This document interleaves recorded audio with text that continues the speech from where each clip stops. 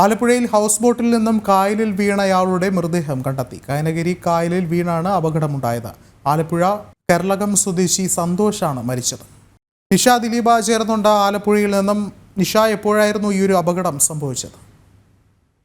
ഉച്ചയ്ക്ക് 2:30 മണിയോടുകൂടിയാണ് ഈ ഹൗസ് ബോട്ടിൽ വെച്ച് സന്തോഷ് എന്നയാളെ കായലിൽ വീണ് കാണാതായത്. കൈനഗരിക്ക് സമീപമാണ് ഹൗസ് ബോട്ടിൽ നിന്നും കായലിലേക്ക് ഇയാൾ വീണത്. ആലപ്പുഴ കർലകം വാർഡിൽ സന്തോഷാണ് മരിച്ചത്. 48 വയസ്സായിരുന്നു. ഏറെ നേരം ഫയർഫോഴ്സും പോലീസും നാട്ടുകാരും നടത്തിയ തിരച്ചിലിനൊടുവിലാണ് സന്തോഷിന്റെ മൃതദേഹം കായലിൽ നിന്നും കണ്ടെടുത്തത്. സന്തോഷ് ഉൾപ്പെടെയുള്ള കുറച്ച് ആളുകൾ 1990-91 SLC ബാച്ചിന്റെ ഗെറ്റ് ടുഗദർ പാർട്ടി ഹൗസ് ബോട്ടിൽ വെച്ച് ആഘോഷിക്കുന്നതിനിടെയാണ് കാൽ വഴുതി വെള്ളത്തിലേക്ക് പോയത്.